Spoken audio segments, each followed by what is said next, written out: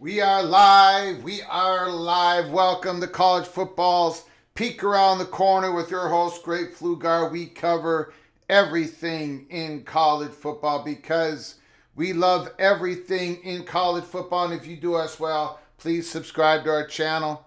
Ring that notification bell. Smash the like button. Share the video if you want to support this college football's rebel outpost with a donation to keep the lights on and grow the channel. Just hit that $sign where you make your comment and I'll get you super chat as quick as I possibly can.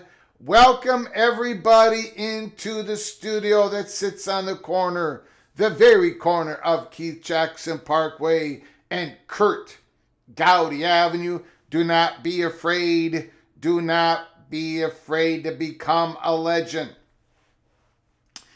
Darian Mensah, quarterback, Tulane, 2 years ago. Non-conference game. I don't remember if it was week 1, week 2. It was Tulane versus Kansas State. And Kansas State eked out a victory. And I came on here on PATC and I said, whoa! That Darian Mensah, man, that kid is a quarterback. He is a gamer. He is a fighter. He can make plays. Where Darian Mensah had an outstanding freshman season with the Tulane Green Wave. And then he went in the portal last year. And Duke got him out of the portal. And he had an outstanding season at Duke. We'll take a look at these stats again later on. We'll take a look at these stats later on again. Almost 4,000 yards passing, 34 touchdowns, 6 interceptions for the Duke Blue Devils. And again, he had to do it with all the pressure in the world on him. You know, Duke really could not stop a nosebleed. Their defense gave up points like crazy. Darian Mensah, every time the Duke offense went on the football field, they basically had to score points. And they scored enough points. The offense did enough magic. Darian Mensah was absolutely brilliant. And Duke won the ACC championship. And now today, Darian Mensah enters the portal on the very last day.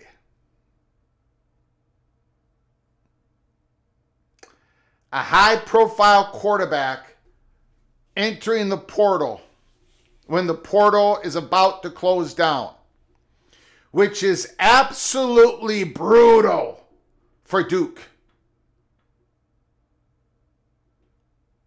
Absolutely brutal for Duke and for the sport once again. Now, there are reports about how he probably is going to land at Miami. You've got you got Tennessee that might be interested. You've also had earlier reports today that Duke, well, we're going to find out what Duke has to say about it. I'm hoping there are some reports coming out of Duke during this live show. Because according to Duke, well, let's take a look. Pete Thamel earlier today. Sources. If quarterback Darian Mensah were to leave Duke, it's the school's understanding that his contract calls for them to have his exclusive NIL rights. And only Duke has the ability to cancel that. According to Duke.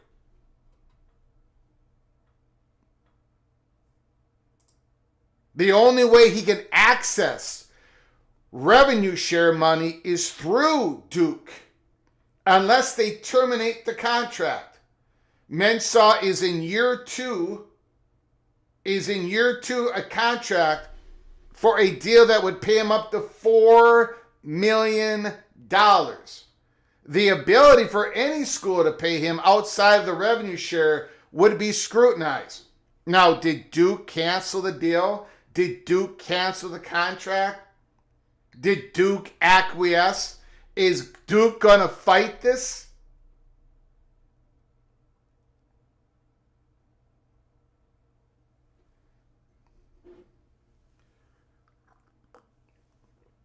Would Duke take in the NIL money? And it just wouldn't go to Mensah? Exactly what is in the contract. What is in the contract that Darian Mensah signed with Duke? I do not know. And I'm guessing if 10 of us sat here and looked at the contract, there might be 10 different opinions. But there's definitely going to be a Duke perspective, and there is going to be whoever lands Darian Mensah, a Miami, Tennessee perspective. And again, Darian Mensah was absolutely incredible in his freshman season at Tulane, in his second sophomore season at Duke. A phenomenal season last year. Now we've got more reporting. More reporting is coming through. And again, keep your head on a swivel. Keep your head on a swivel. Let me know any new reports coming out from this story. Pete Thamel. Again, Darian Mensah plans to enter the NCAA transfer portal. All right. We've got 247, Chris Hummer, Marcelo reporting. Sources consider Miami to be the early team to watch as a potential landing spot for Duke star quarterback Darian Mensah, who just informed the Duke staff he plans to enter the transfer portal. Again, Duke believed they thought they had him locked up. The last day of the portal. Now, what is Duke going to do for... It's the last day of the portal.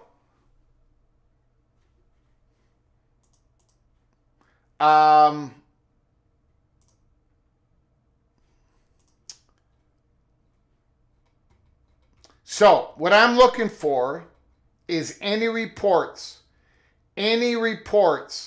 coming out of Duke University. What is their reaction to this? I'm going to be checking a couple of sites. All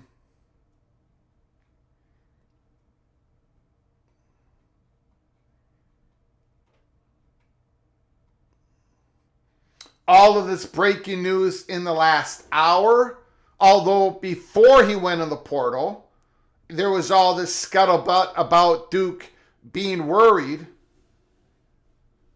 that Darian Mensah was going to jump in the portal. Barry Jackson, who does reporting for the Miami Hurricanes and other sports in Miami, and quite naturally, Duke's Darian Mensah informs Duke today he's entering the portal on the final day. Anybody can outside of Miami, Indiana players. And naturally, Miami is in hot pursuit. Canes are determined to acquire a top free agent quarterback through 34 touchdowns, 6 interceptions.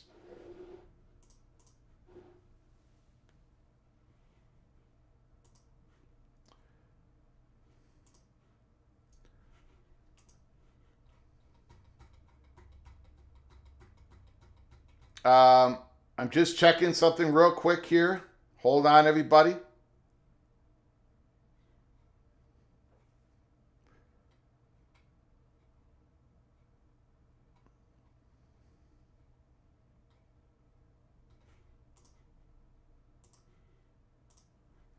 Let me do a roll call real quick, but before I do a roll call, Christopher Hooter Super Chat, appreciate it very much.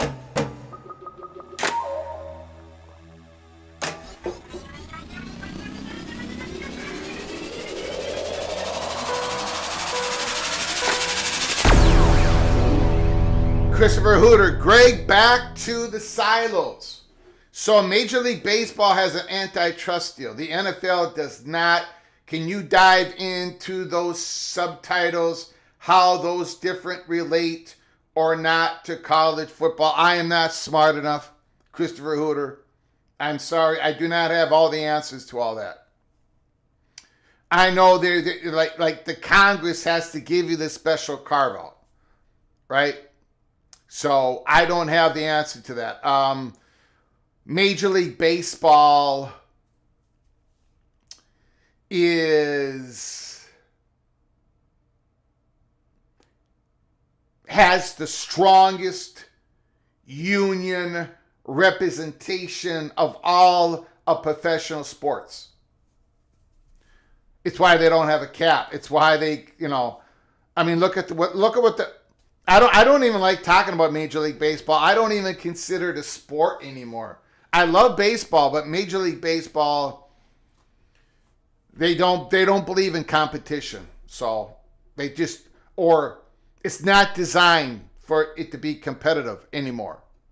So I consider Major League Baseball to be a joke. I might have answered your question. I might not have. I don't know anything beyond that. Sorry, Christopher Hooter, but I appreciate you $5 holler. You can't have one-sided contracts. Mr. Mensah has to be able to make money on NIL no matter what school he goes to. Duke can't prohibit him from making money in the NIL. Okay, you can't have one-sided contracts, right? But when the player signs the contract, the school has to pay the player.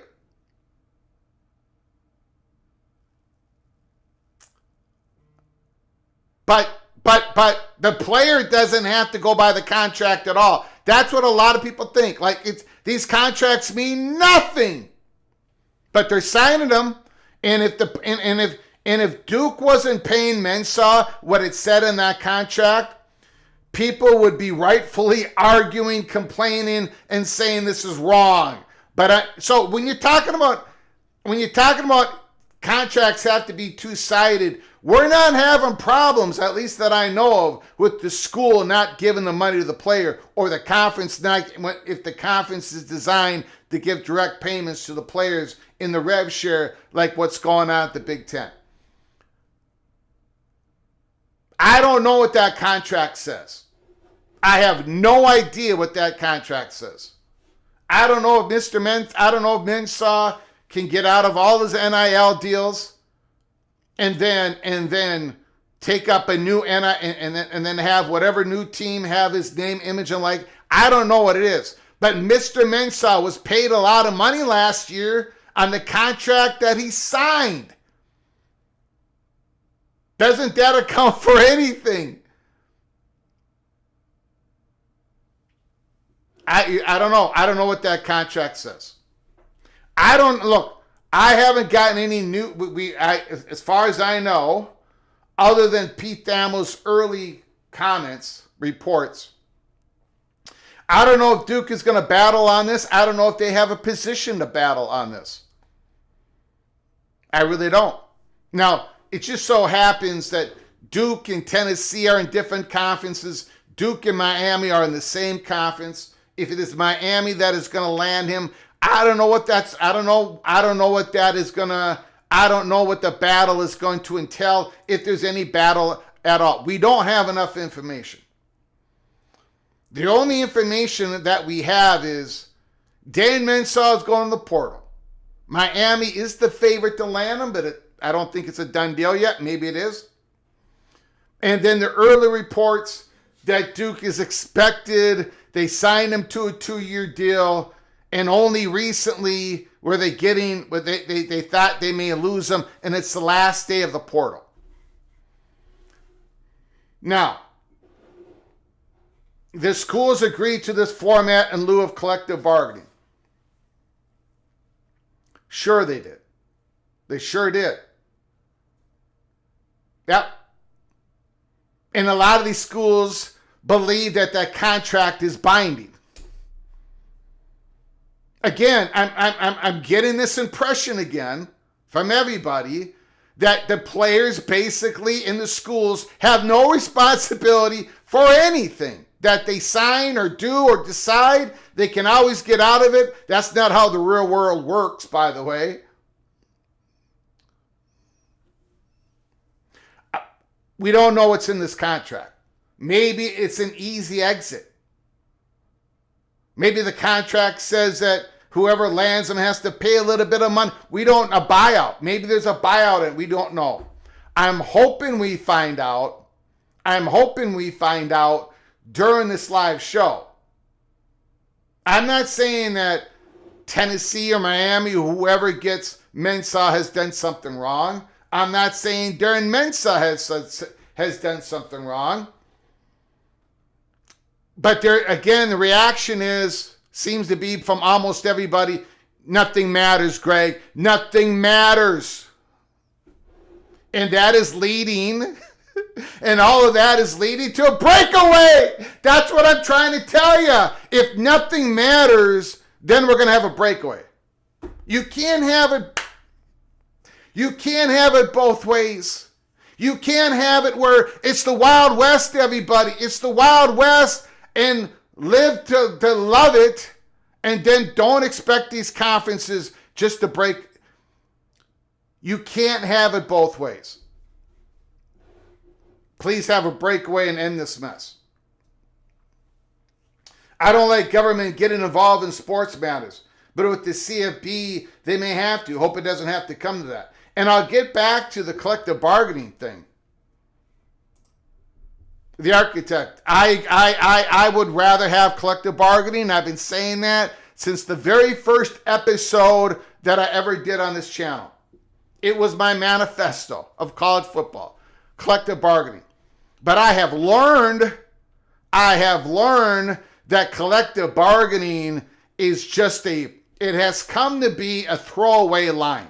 I'm not saying you're using it as a throwaway line, but collective bargaining needs franchises in sports, professional sports, and it needs athletic departments, universities, boosters to abide by the rules. Collective bargaining in itself does not stop cheating, does not stop circumventing collective bargaining. It doesn't do any of it. It doesn't automatically police any of it. It's worthless unless people are committed to following the rules. So collective bargaining itself to me is just like people are using that as an excuse for all of the stuff that's, well, Greg, there's really no legitimacy. Greg, there's really no rules. Yes, there is. Greg, there's really no enforcement. Yeah, there is. Greg, if we just did collective bargaining, okay, do collective bargaining. How are you going to stop the cheating?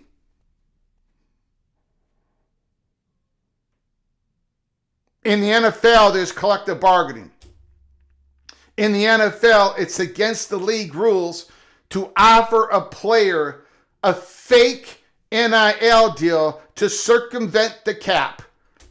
And guess what? 99.9999% of the players' contracts, that's the money that they get from the team, and they get no other inducements because the franchises have elected to follow the rules. Same thing in the NBA. Now, the Los Angeles Clippers, the owner might be guilty of giving a false NIL deal to their star player, Leonard. You see, that's against the rules. There isn't these large NIL deals in sports because they can't use them as an inducement in professional sports to circumvent the cap. So if you're going to have collective bargaining, you got to be able to maintain that there ain't going to be no cheating going on. And how can anybody trust that at this point? And then you got to ask the question, why would the players collective bargain? They're making way more money. The top 2% of the players they're making way more money than they would if this thing was collective bargain at this point. Of course, because in a collective bargaining, if there was a negotiations between the owners and the and representative of labor, they would be looking at the NFL money. They would be looking at NFL income, revenue, and then what the players make. And then they would be looking at college and they'd be saying, this is way out of whack.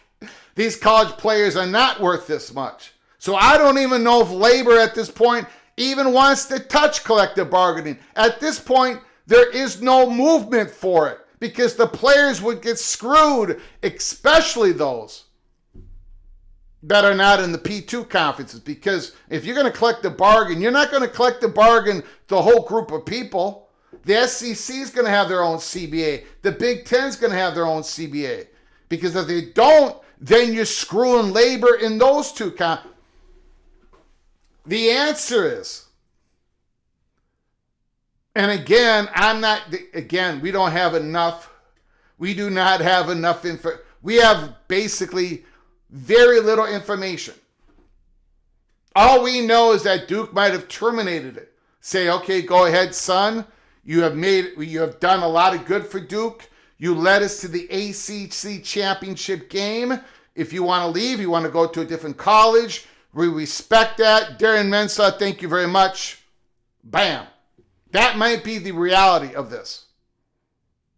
I don't know. I haven't seen any reports yet. Or the reality is Duke is saying, we got screwed. We don't know. We don't know.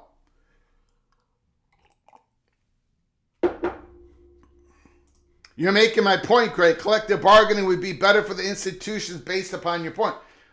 Possibly, yes.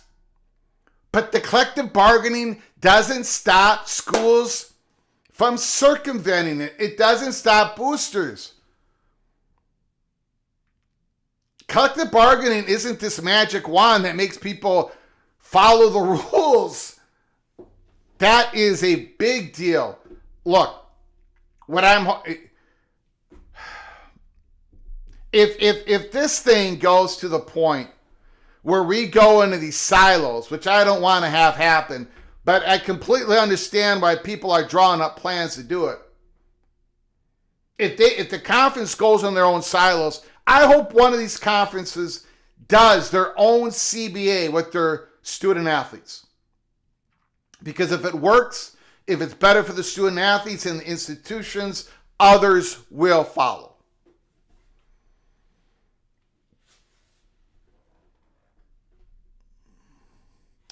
Yeah, and that's why. And Go Black 45. If I'm a research student, I can't wait until college football players are deemed employees so I can sue as well for the work I do. One of the great comment by Go Black 45. One of the many reasons why every single FBS program, university, is against students for becoming employees. Because of what Go Black 45 just stated. The ripple effects would be enormous.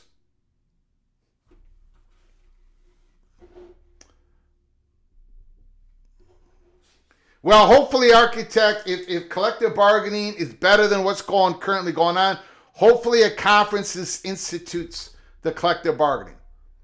If we go in our own silos, hopefully collective bargaining becomes something that happens. I don't know, Big 12, ACC, Southeastern Conference, Big 10, the American, the Sun Belt, and let's see how it works. Because right now we can't. We make these schools and made these rules. They agreed on the enforcement, and nobody trusts. We can't govern a 68 team association. And I don't know how you would do a collective bargaining agreement with 68 schools with all different type of revenues and all different type of sports. It would have to be by conference anyways. Crazy. Competing in your own silo is a nice way of saying we'll stay in our own echo chamber. Yes, but it's also that echo, that chamber that might protect them from antitrust violations. Could. That's what they believe. That's what even Mitt Winter believes. That's what Judge Kavanaugh said in the Austin case. Something that I don't want to go to. But again, I always come back to this. It's a mess out there. And people, who are people blaming right now? They're blaming the NCAA. It ain't the NCAA. The 68 schools got together and made the rules. When they made these rules, they also created the enforcement arm, the CSC. They also created Deloitte Clearinghouse. Representatives of every conference and Notre Dame met for weeks to carve all this out. This is all agreed upon. And there are so many that are not playing by the rules made. Just because there's a CBA doesn't make people follow the rules. A CBA, I don't want to say it, but I hope it works. But why would anybody follow the CBA?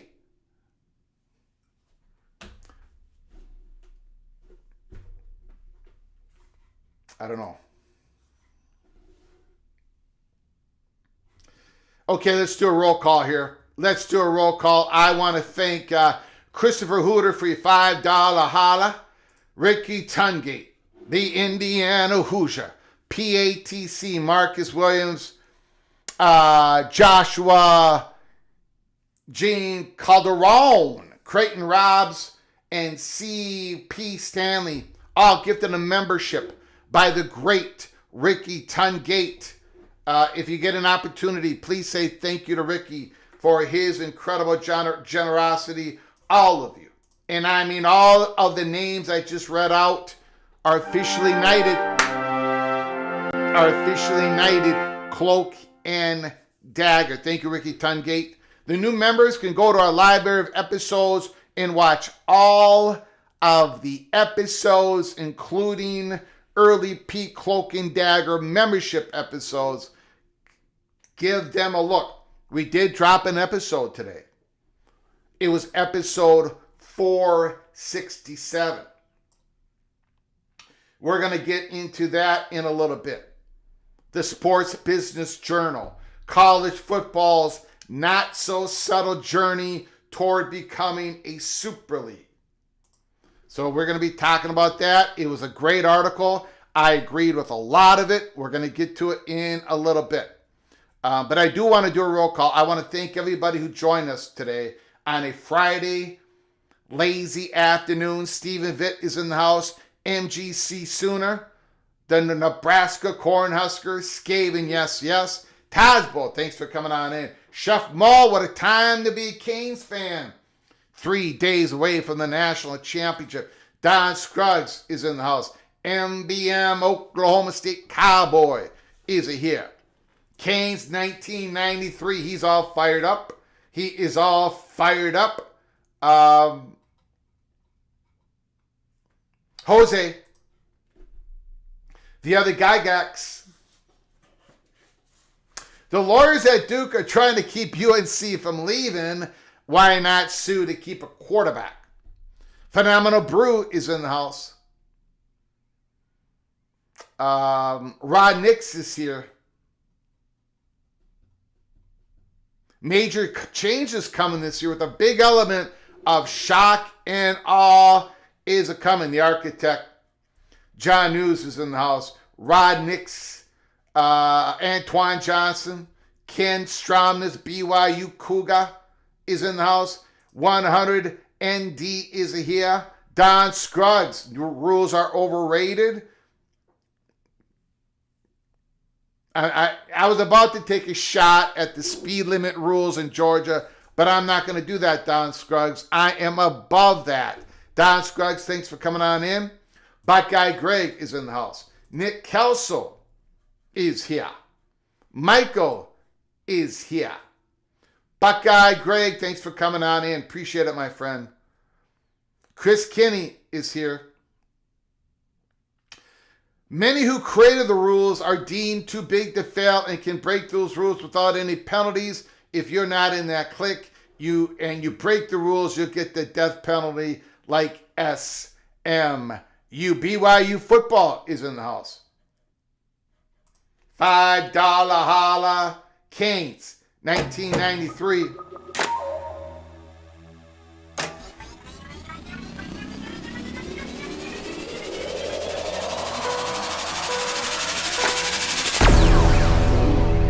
Canes fan 1993. So are we getting you to sing the Miami Alamada when we host number 6 on Monday, Greg?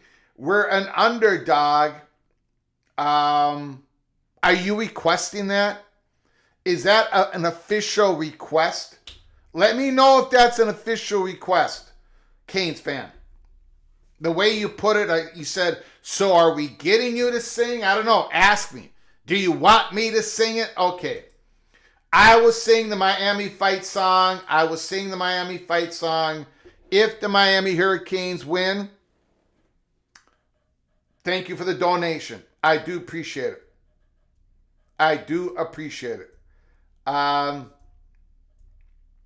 Who else is here? We got the Evil Badger. Super chat.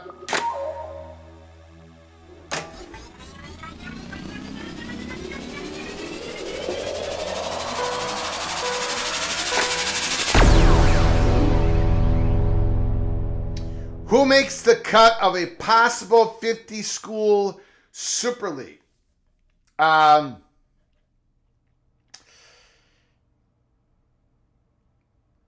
I'll get to that in a little bit, Evil Badger. I'm just going to go through the rest of this roll call, and we're going to get into the Sports Journal article of earlier today. I do think, again, the term Super League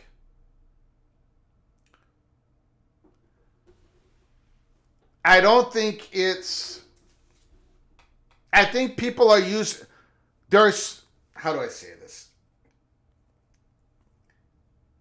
There's so many different definitions of the term Super League. But I think now there is even a new one. And I think the Sports Business Journal, when they were using this term Super League, I think they were pointing to a couple of big conferences being in their silos. They even had it in the article. We'll go through it. So I'm going to describe what I think some of these conferences are drawing up. All right, Evil Badger. Thank you for the $5 holler. I do very much appreciate it. Rod Nix, thank you, Evil Badger. Thank you so very much. Thank you for your very kind generosity. Rod Nix, bless you, Greg, for agreeing to Canes fans' request, but Indiana will make it unnecessary. Wow.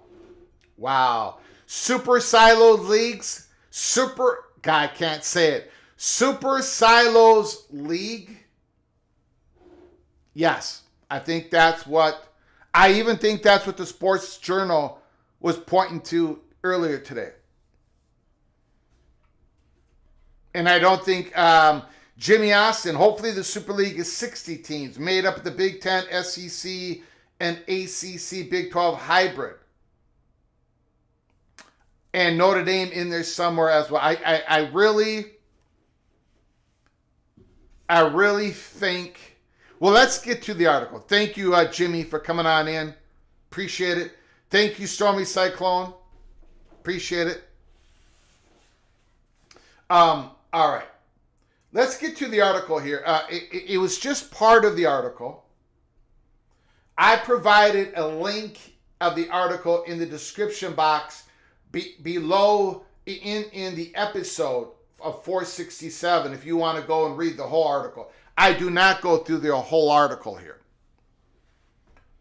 Aaron Taylor, college football's not so subtle journey toward becoming a Super League. The sport that once grew out of tradition, rivalry, regional pride is getting pulled somewhere very different. It's drifting toward a Super League future, and it's happening in plain sight. This isn't hysteria. It isn't message board smoke. It's math with incentives and escalators. But I'm going to warn everybody, this is not a Super League. They're not talking about this 72-team Super League. 60. This is different, ladies and gentlemen. Because that Super League is going to be unmanageable. It's not going to have antitrust violation protection. So bear with me here when we go through this article. I think when people are hearing Super League, they're going back to the versions that were first put out there. That is not what the Big Ten, that's definitely not what the Southeastern Conference is looking at. They're not going to agree with all that stuff. That's not what they're doing here. And it mirrors exactly what every major pro league looked like right before it split into tiers. Before we get there, there's a moment people should remember, a breadcrumb that didn't feel like much at the time. SEC Commissioner Greg Sankey once tweeted a photo of the book, The Club. It's the definitive account of how the Premier League broke away from the old English pyramid in 1992. The playbook went like this. Handful of powerful clubs, consolidated influence. They broke from legacy governance. They kept the revenue. They own the media rights. They built their own world. Sound familiar? Sankey didn't spell out any agenda. He didn't have to. The man leading college football's most powerful conference was reading the blueprint for the biggest breakaway in sports history. We're talking about a Super League breakaway, not a breakaway that constitutes most of the teams in Power 4. Unfortunately, that is where this seems to be heading. Today, the sports looks like it's following the script. First, the money divide is real. Started in 2026, the Big Ten and the SEC will collect close to 60% of all CFP revenue, with the ACC, the Big 12, the Group of Five splitting up remains. So again, we have not had the change in college football playoff revenue distribution. We have not seen the change yet. That is happening in the next playoffs in 2026. Back to the article. So the tiered financial structure is already drawn. It's the exact financial structure the Premier League created before its breakaway. Second, the Big Ten and the SEC are moving like a Super League already. Their existing TV deals put them in a different financial universe, and their playoff positioning protects the same interests. Don't believe me? Just ask Notre Dame, BYU, Duke, and plenty of others. They already hold the most influence in college football playoff negotiations, and their legal and governance priorities are aligning. When the two biggest revenue engines start moving in sync, that's not coincidence, that's consolidation. Big Ten Commissioner Tony Petitti spent years inside MLB's centralized governance and media rights structure. The exact ecosystem Sankey has openly studied. It sure feels like both are moving the sport toward a breakaway league. Third, the NCAA has lost control. It's been an arm barred into surrendering almost everything, including enforcement, NIL authority, transfer rules, employment fights, and whatever antitrust leverage it had left. The House settlement hands even more power to the conferences, and so did the Alston ruling. That's not reform, that's a transition. Fourth, new governance models are already being discussed or implemented. Autonomous operations, a football-only rules board, separate NIL and agent oversight. Once football governs itself, football no longer needs the NCAA. And this is the big one. And a lot of people have grasped this, but some have not. Fifth, the antitrust pressure makes a breakaway almost necessary. Right? If you can't govern a 68-team league, a 68-team association, a 136-school FBS, if you're not getting in any antitrust protection, if you're not getting it codified in the Senate or the House, these conferences are going to go it alone.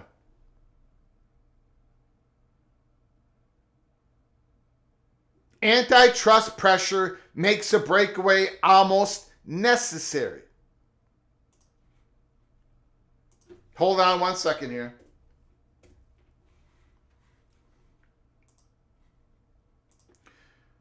Hold on one second. I'm just checking something out. We'll get back to the article in a moment.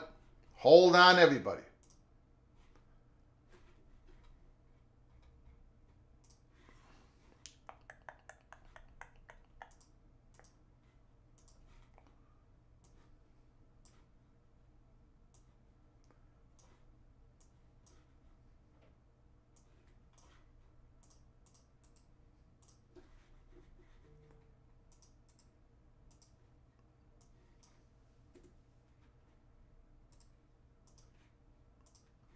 Okay. 5 PATC money shots in the article. There's a couple of them at the end of the article. I will say that. Okay. Where were we?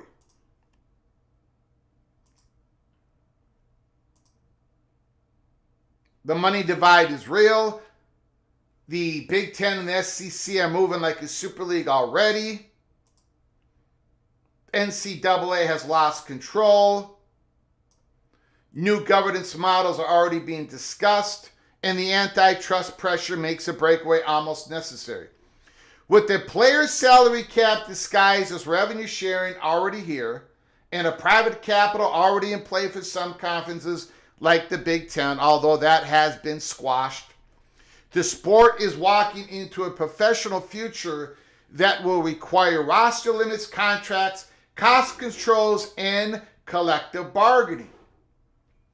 You can't run any of that under the current NCAA umbrella without the risk of a lawsuit. But a breakaway league could. That's why every major pro league is a closed system.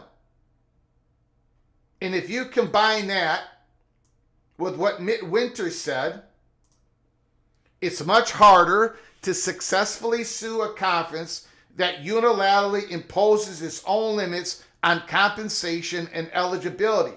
One conference likely doesn't have market power, which is a prerequisite for a successful antitrust lawsuit. So if you go into the big old Super League, everybody under one umbrella, that doesn't protect you. That does not protect you from antitrust violations. It doesn't do anything for you. But if you go into your own conference, siloed, Midwinter and and a whole lot of people believe that is where protection is going to happen. If we can't govern, if we're not be able to govern 68 schools, well, then there's going to be a conference, probably the Southeastern Conference, that is going to say we're going to have to govern our own 16, 18, 20 schools. 6, the playoff fight is the opening act. The Big Ten and the SEC want guaranteed revenue and postseason control, whether through out-of-biz expansion or both. The ACC and the Big 12 want to survive. The Group of Five wants to stay visible. So the recent delay in the 2026 format isn't confusion, it's reconnaissance. Everyone's watching to see whether the 12-team model strengthens the case for an eventual split, and the inclusion of 2 G5 programs at the expense of the ACC champion, Notre Dame, Vanderbilt, Texas, and others might have hit the fast forward button on this. And then 7th, TV networks have already gamed out the Premier League version. PATC Money Shot.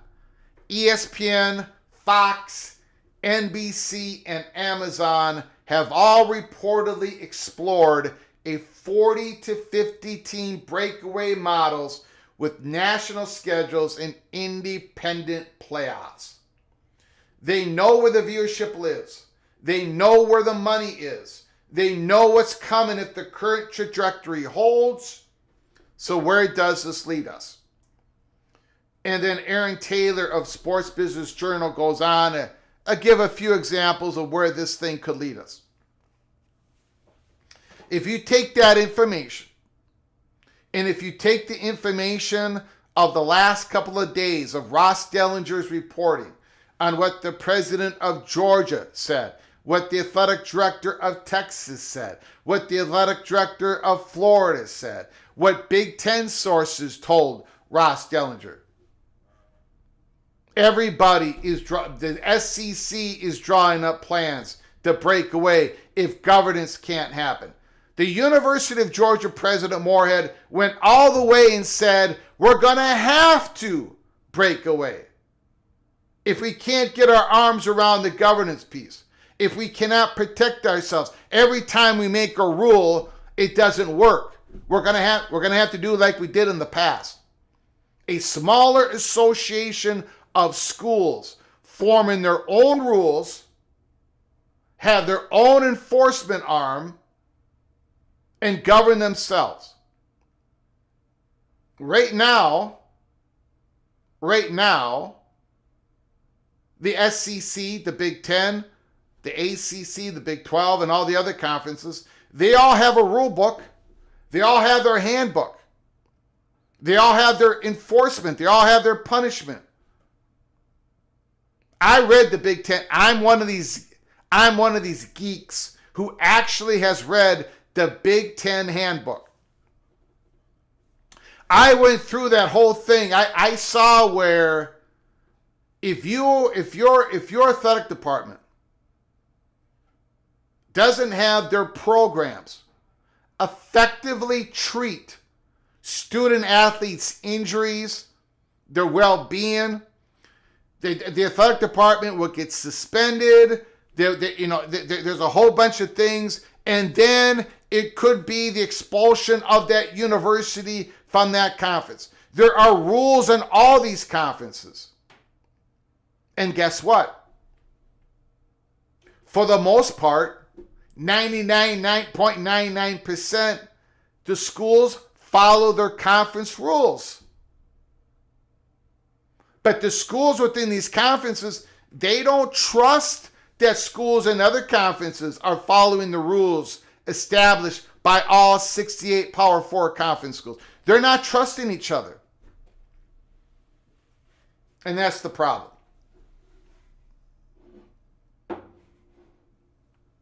So what the Super League, what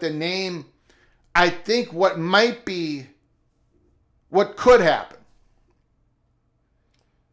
if we can't get our arms around the governance of this. Because, look, I read all the comments in the comments section. I read stuff, guys. I'm watching other college football YouTube channels. Nobody's taking any of this seriously. Nobody's taking any of these rules. They laugh at it. They say, if you're not cheating, you're not trying. Everyone's having a great time of it. And I'm sitting here going, if we don't get our arms around this, the House settlement is going to be crashing down on all of us. And there could be a breakaway. I have been warning everybody about it. And now the Georgia, the athletic directors, this stuff is real. And now people in the comments section are going, well, that breakaway, they can't do that. They shouldn't do that. Well, maybe, just maybe, we have got to do something and have institutions actually follow the rules. If they're not going to, if we can't trust each other, this is what's going to happen. This is what's going to happen.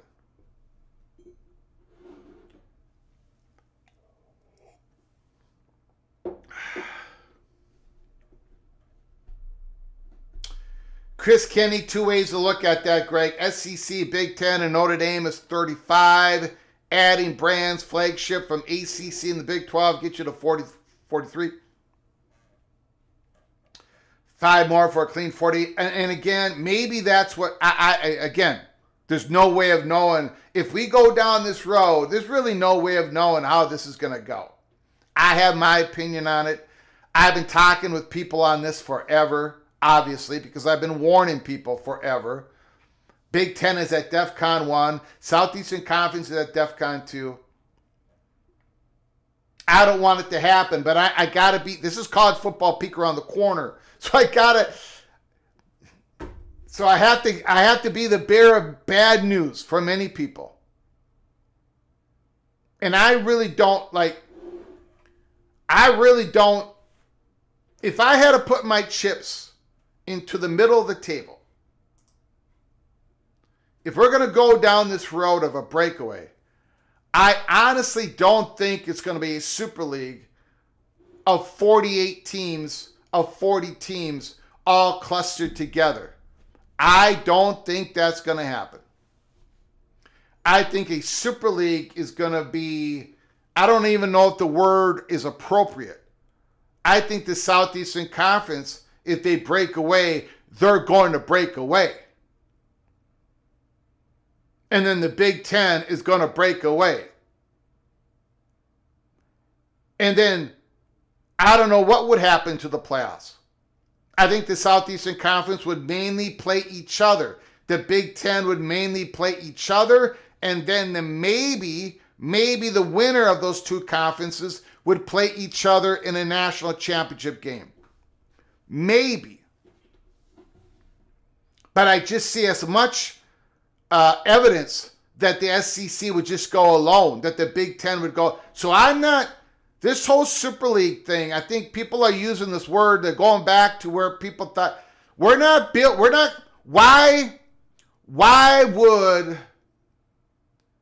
would the governance of a Super League be any better than the governance of what we have right now? Who would follow the rules on a 68-team, 70-team Super League? And that Super League would have market power. So it would not be protection. It would not be protected by antitrust violations. We can't get it codified. We can't follow the rules. Nobody trusts each other.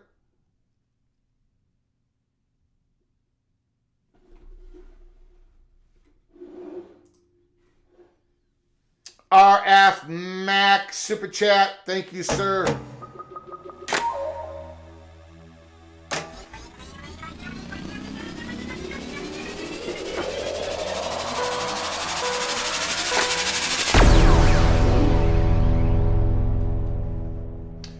RF Mac 1, thank you, Greg, for all this information. I'm not very optimistic. I'm not either. Thank you for the $10 holler. I am not very optimistic because this has been building. The frustration is building. If we can't get our arms around this. The SEC already threatened this, by the way, once before. Remember when trying to figure out the playoff distribution money? I mean,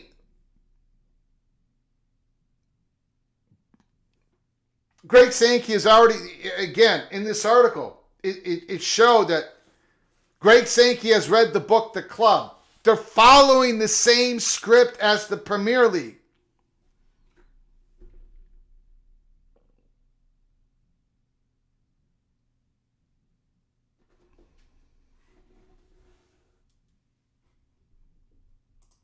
That just isn't. John Boxleitner, Greg, would you like to see an annual relegation and promotion system? If a conference wants to try to do that, go ahead. Maybe that will spur an interest, and maybe other conferences will follow.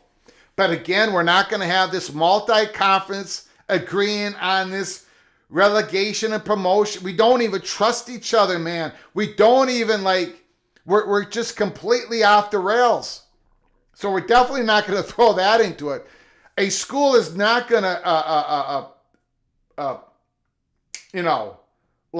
have the punishment of being relegated if they're following the rules and other schools are breaking the. I mean, we just don't have that trust established to even think about it. But if we all go in our own silos, maybe a conference is going to try CBA. Maybe another conference will try relegation and promotion.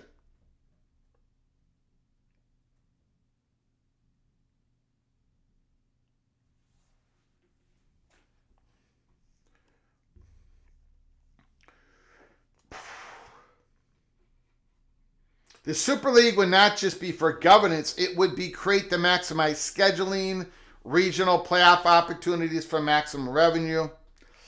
I don't know what you mean by Super League, Jimmy, because Super League means so many things to so many people, different things to different people. But a Super League of 60 teams, I think you mentioned that earlier. What are you going to do? Put them in their divisions? I mean, we already did all that. One of the reasons why the Pac-12 did not work is because regional conferences did not work. Only in the SEC does it work. Only in the SEC is there enough interest that it would work. Conferences had to go nationwide to get more interest. Even the Big Ten had to do it. The Big 12 did it. That's why they're still alive. The ACC went out and got California, Stanford, and us. So, again, if you cut up, for example, if you do a Super League, how are you even gonna? The Big Ten can't even come to agreement. They struggle to come to any agreements. Like, who are you gonna put in what division? Are you gonna put some Big Ten teams in with some Big 12 teams, for example? And of course, you get back to the antitrust issues. A Super League is going to have market power. So it's just going to open it up to antitrust violations like we got now. So a Super League all under one umbrella doesn't solve any of the issues.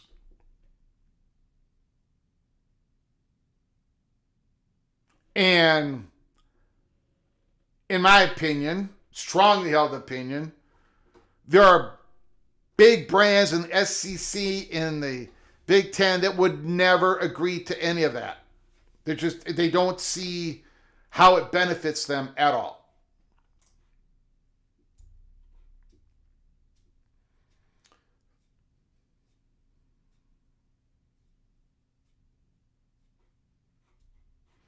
I don't know. Kenneth Strom, this great question. How would conference silos affect basketball and other sports? Great question. No idea.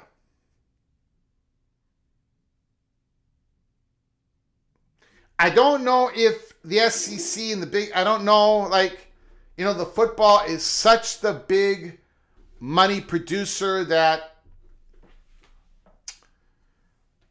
maybe it would not affect it at all.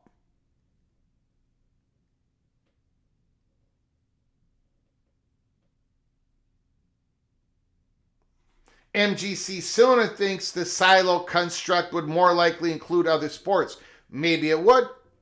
Maybe you're exactly correct, because you got all these governance issues with basketball and all these other sports, right? The portal. I know the hockey portal. You might be right, MG Sooner. You might be right.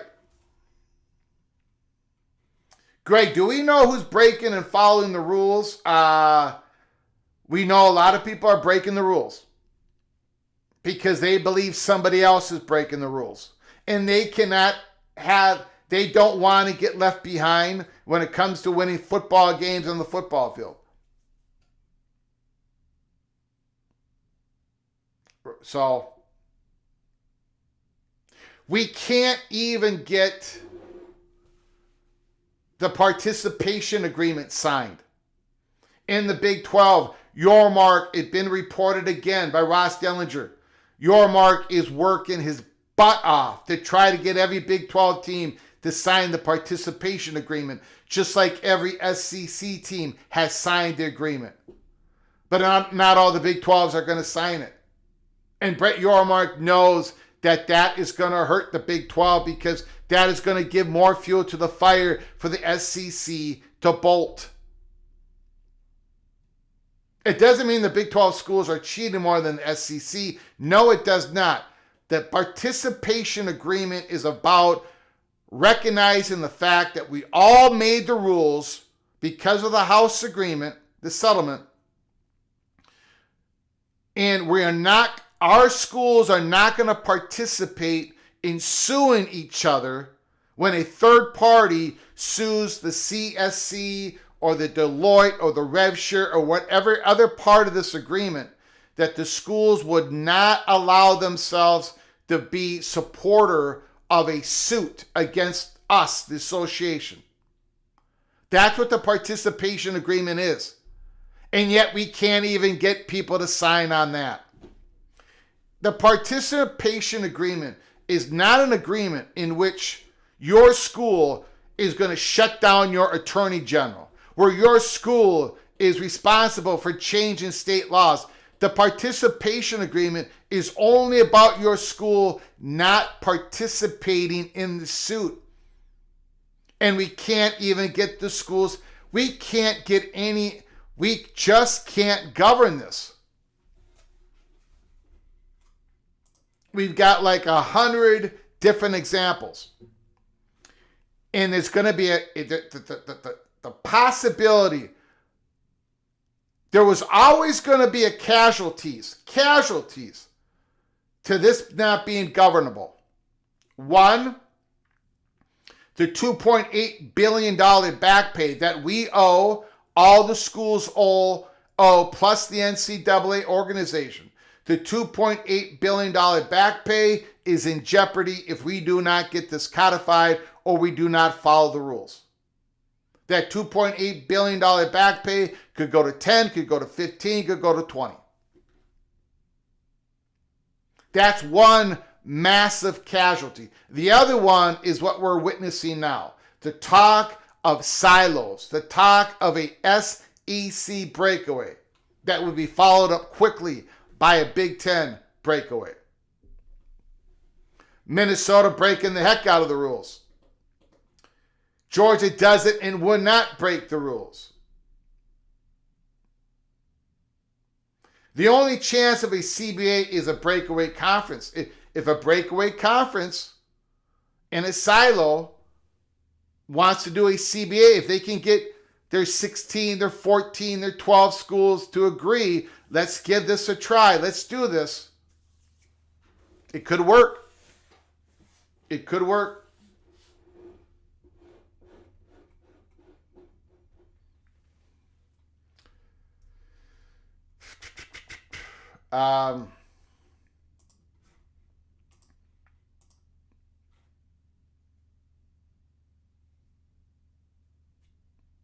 Let me check. Give me a moment, everybody, on any reports. Let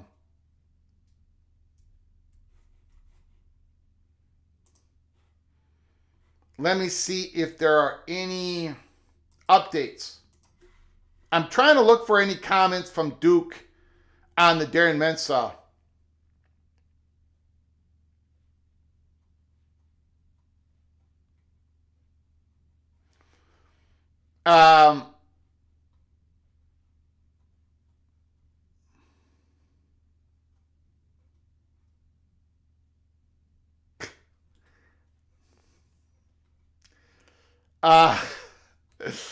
Darian Mensah. Darian Mensah's contract calls for Duke to have his exclusive NIL rights, and only the Blue Devils have the ability to cancel that. Sources have also told On3 that there is no buyout. So no money is exchanged in hand from Mensah to Duke or from Miami to Duke. But the contract that Darian Mensah signed says that Duke has its exclusive NIL contract. Also, breaking news.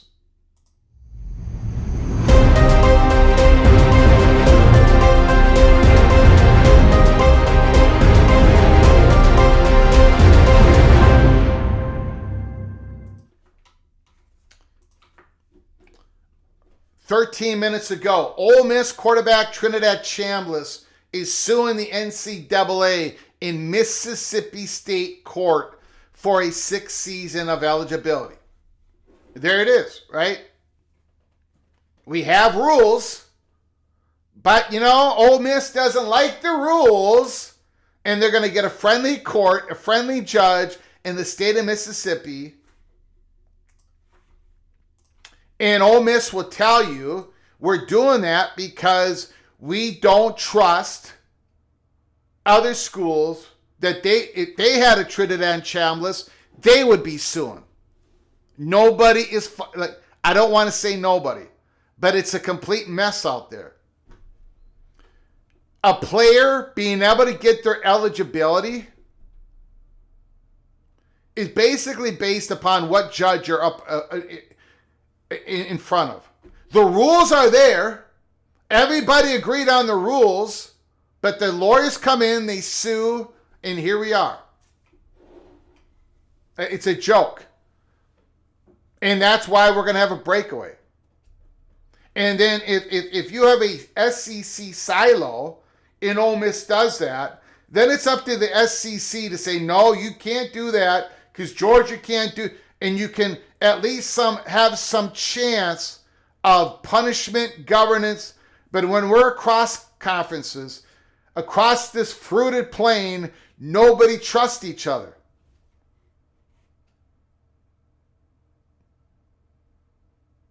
It's a joke. Thank you for coming on in, Jay Chapman. Well, the NCAA does win eligibility. They've been now the NCAA has been winning lots of the eligibility court cases. Not all of them, but most of them, because the rules are clear. And the courts, even some of the state courts, have said, yes, it's a clear case, blah, blah, blah. But again, here's Trinidad Chambliss suing. They're going to get a court case in Mississippi. And some of these judges have said, well, we're going to rule that, that he gets another year. I mean, again, we're not able to establish any rules. And when we do, we don't have any legitimacy. And when we have legitimacy, schools are not even following the rules anyways. It's just a complete mess.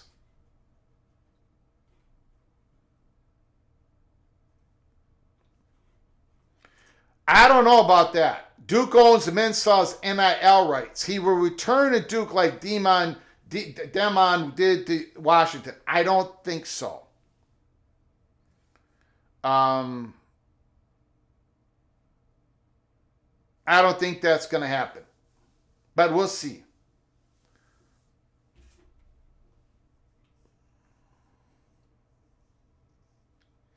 Kayla Ramirez, it's just my opinion, but I think the NCAA needs to go away, and the conference need to have control. Schools may follow the rules then.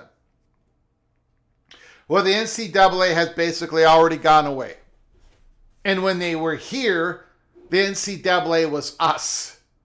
So, but I understand what you mean, Kayla Ramirez. Don Scruggs, how can we trust those who refuse to award Gunnar Stockton the Heisman?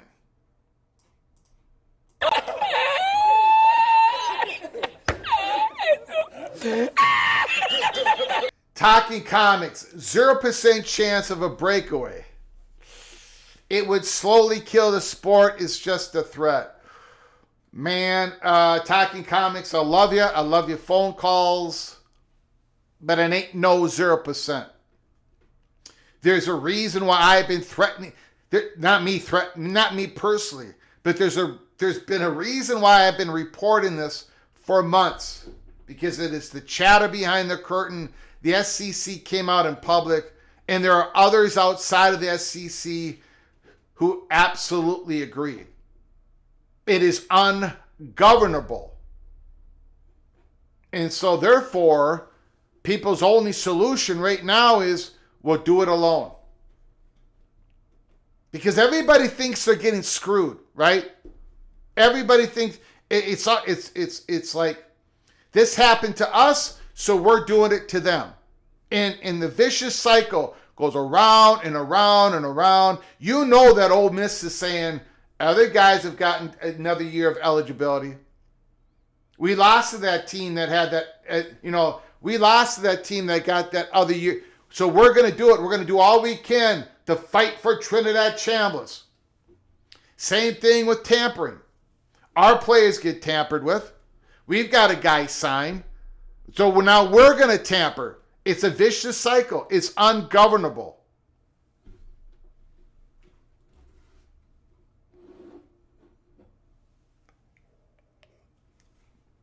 Go Black 45, you're going to have to settle down a little bit. I'm serious.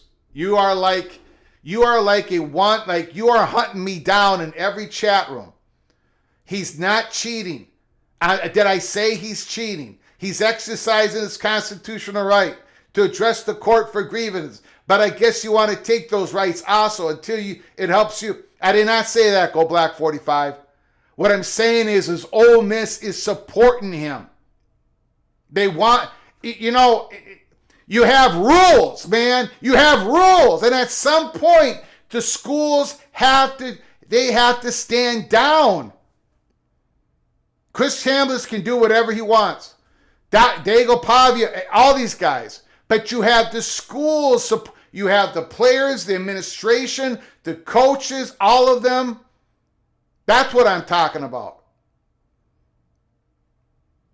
I think you're clutching your pearls, Go Black 45. I think you're clutching pearls because at some point, Go Black 45, at some point in college football, just like the NFL, just like the NBA, somebody's got to follow the damn rules. And I gotta be honest. Most of you don't want to follow any rules.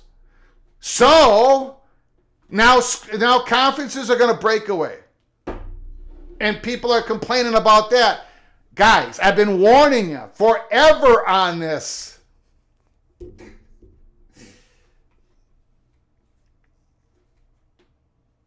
Oh, man.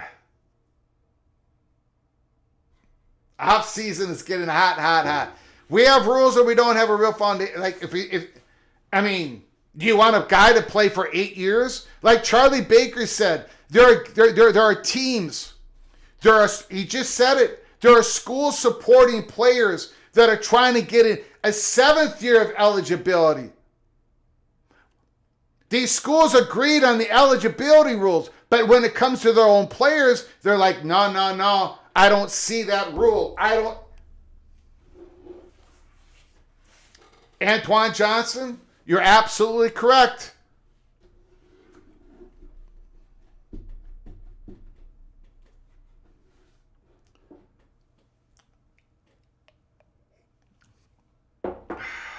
Man. It's hard to trust someone who doesn't like cheese on their burger. Ryan Brooks.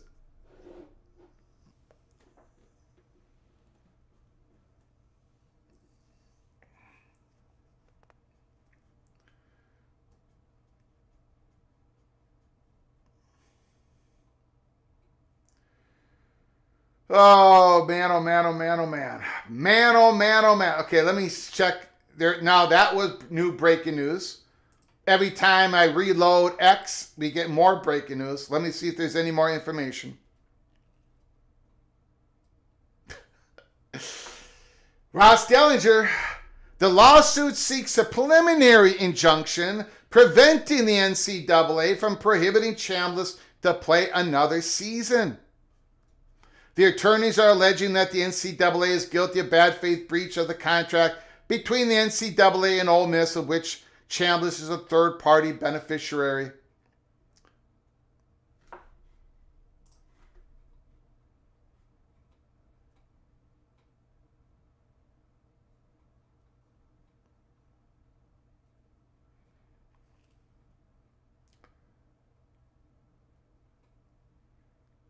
And again, back to Darian Mensah. Ross Dellinger, quarterback Darian Mensah is in the second year of a 2-year deal with Duke at $4 million annually. Like most rev share contracts, Duke's deal prohibits another university from using Mensah's NIL, a legal entanglement that must be resolved. If a buyout is paid by Mensah new school, possibly the value of the contract, $4 million, it will be reduced from the revenue share pool of a new school according to the House settlement rules.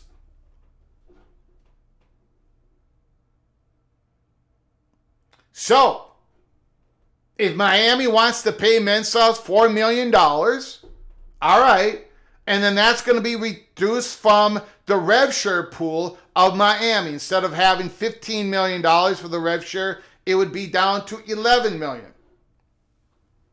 The rules that everybody agreed to under the House settlement rules. Again, I don't know if Duke is going to go to war on this or not. Sounds like they're going to go to war.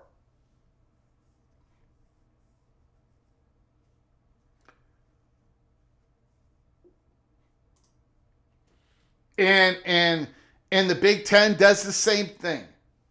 And the ACC does the same thing. And the big Sankey, Jose preaches to us about how everyone else cheats, but when an SEC school does it, it's crickets. And when we do it, it's crickets. I mean,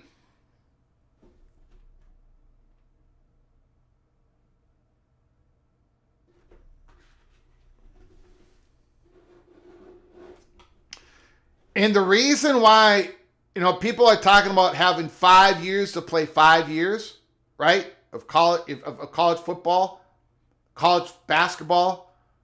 You have 5 years total. No waivers, no appeals, no nothing. But you know what? If we made that rule, if all the schools came to that agreement and make the rule, would all the schools abide by that rule? Or would they support their player in suing the courts? And would the courts say that this NCAA is legitimate enough to be able to propose and enforce a 5-year for 5 years? If the Southeastern Conference made an eligibility ruling that you had 5 years and you can play 5 years, it's not 5 to play 4, it's 5 to play 5. If the Southeastern Conference made that eligibility rule, would if someone sued the SEC, the court, according to lawyers and people talking about this issue, the SEC has a much better chance of winning that court case.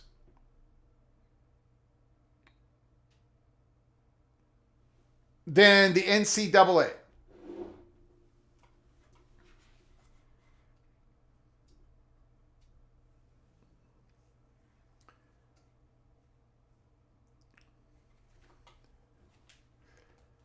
Uh, 5 years really means 8 years. Great news, almighty. Excellent news. Excellent news. Beautiful. Thank you for everyone's prayers. I survived my eye injury. Goal nose.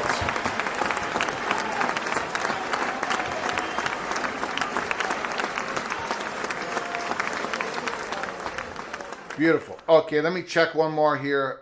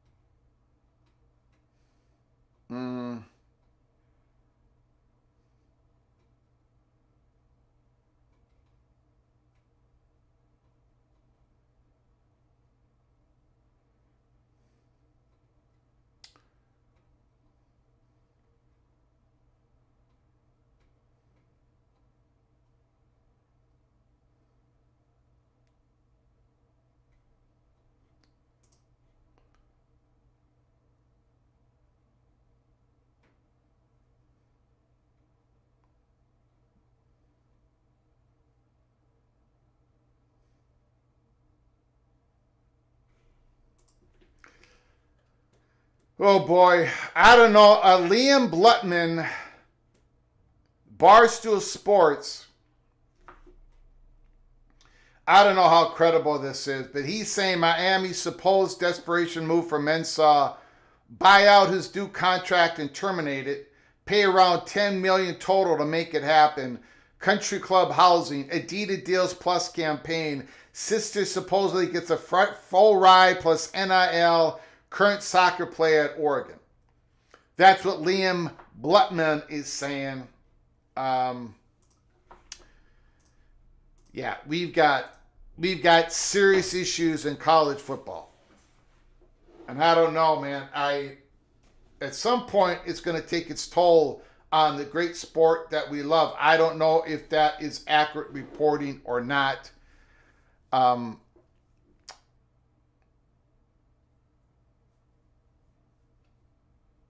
Thank you, Bimba 75, 79. We are going to be out as well. We've been on the air for an hour and 25 minutes. The Almighty, thank you so much for letting us know that you got out of it. Beautiful. Absolutely beautiful. So we are, look, it's Friday, January 16th. We're going to be doing live shows Saturday and Sunday. We're going to be dropping more episodes. So keep your head on a swivel. If you're new to the channel, please subscribe. Please subscribe if you're new to the channel. Smash the like button. Ring that notification bell. I want to thank RF Mac, Eva Badger, Canes 1993. Congratulations on getting Mensah, Ricky Tungate, and Christopher Hooter. Thank you for your donations to help us keep the lights on and grow the channel. I appreciate you all coming on in. We'll open up the phone lines this week, and I don't have time for this live show. I got to pick up the little general. She's working. She's working late this Friday, a little bit later than she usually does. But anyways, we'll get back to everything this Saturday, this Sunday, and next week. We got the championship game on Monday. We've got to get a college football playoff resolution, the new format at some point. Heading into January 23rd is the deadline. So next week is going to be very dramatic on the football field, off the football field. Indiana, Miami, I cannot wait for it. It's going to be a fantastic football game. Until next time, from all of us at PATC to all of you, please y'all take great care of each other. And as always, God, my lovely wife, Nerea, and the Golden Gophers.